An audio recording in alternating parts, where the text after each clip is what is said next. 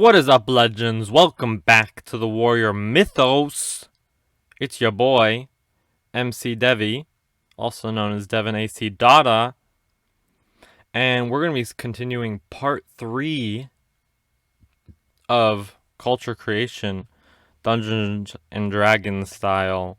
And I'm going to show you stat blocks and abilities.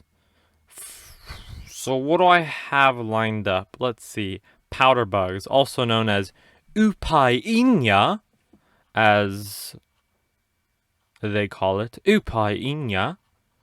Upainya.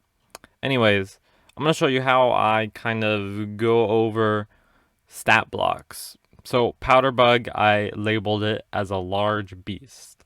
And I based this off the giant fire beetle, who actually isn't large. It's actually a small beast, because beetles are tiny. So you just, one up that, you get a small beast. And it sheds bright light. It has this illumination, has a bite attack. So I sort of went off that to create the powder bug, but instead of illumination, I did combustible. The beetle has the potential of exploding when getting too close to a flammable substance or being shot with a firearm. If the beetle combusts, a creature is within 15-foot radius, they take 3d10 fire damage.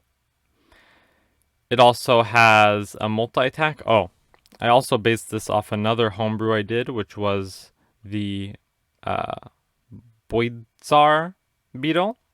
I'll explain that later. But this is supposed to say powder bug or Upainya. Upainya. Oh, that was a good one. I gave it a climbing speed of 15 feet and a 25 foot walking speed, and then armor class of 18, because they of course have an exoskeleton. 27 hit points. And how I calculate challenge rating, you sort of have to play test them to calculate challenge rating, but I just went off the Boidzar beetle over here and just put that challenge rating in. Also gave it a bite attack. Now, when you are making a custom stat block, balancing is a huge thing. So I was very tempted, and I always am when I'm making a homebrew stat block, to just add a bunch of crazy stuff. But then it starts to be unbalanced. And I think what 5th edition does is they're very good at balancing. I think balancing was a huge thing they did good in 5th edition Dungeons and Dragons, unless you are of course playing a druid or something, but they did a really good job. And when you do little tweaks to 5th edition, you realize, oh, that's getting a little unbalanced, just like the littlest tweaks, and then you realize why they're there. But I of course added a description. Powder bug is a cousin of the Boidzar beetle, but unlike the Boidzar beetle, the powder bug resides near large deposits of sulfur. This beetle is rare to find, and so far there only exist in 3 locations where the powder bug resides. Many humanoid empires have used the gunpowder sacks they provide to create powerful weapons unlike any other known to man, aka the firearms. So that's sort of like a cool thing. If somebody else would use a stat block, they're like, okay, I understand. Intelligence 9, so they're actually really intelligent. The Boidzar beetle, how I sort of played them in my campaign is I homebrewed them for a town, and the town was a town of halflings, and the halflings actually lived alongside these beetles. The beetles couldn't speak, but they were treated as equals to the halflings in the swamp. So Boidzar beetles are swamp creatures.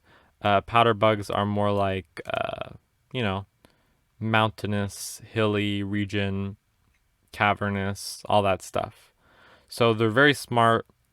They've got a passive perception of 20, so they can see, like they got a good passive perception, and blind sight 40 feet. That is, of course, from the giant fire beetle, I just upped the blind sight. So that's sort of what I've done. I don't think all these stat blocks line up very well. I don't know if I finished this. I don't think I did. But that's sort of how I did it. And then of course the Boydzar beetle like has armor to it, and so you could add armor to Upainya. But that's sort of how I come at stat blocks. Now, I did not make the stat blocks for the Utati people, which may be important, but I feel like I can just use stat blocks from the book and maybe change it a little bit. But then again, I don't expect them to fight the Utati. So they may fight the powder bug, you know.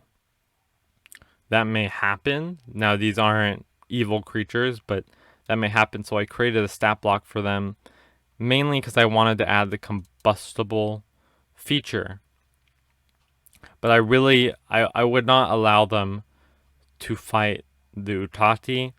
I would just be like, there's hundreds of them, and they all point their guns at you. Do you choose to fight? And if they still choose to fight, there's going to be a problem right there.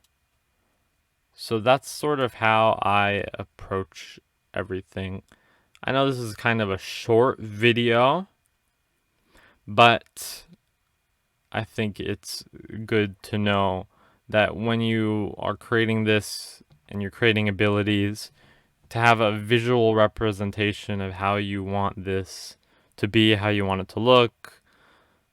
I just think it's great to have like strength, dex, constitution or vitality, and all this other stuff. Even if you're not playing Dungeons and Dragons and you're making a video game or writing a fantasy novel, which is fun, isn't it? Writing is fun. But that's sort of it for this video. I have created a Discord server along with the Facebook server. So the Discord server is for D&D and mythology, but I mostly wanted something separate for Dungeons and Dragons, so that's why I created it.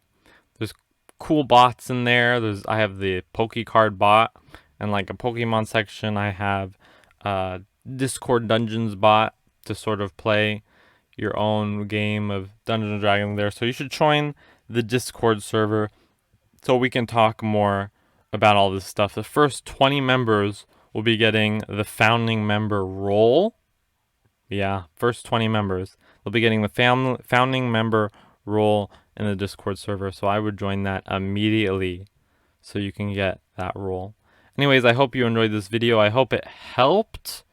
Stat blocks are pretty tricky, so if you have any questions, leave a comment down below. If I didn't go over this well enough, then just, tell me. Leave a like, subscribe, and I will see all of you in the morrow. Goodbye.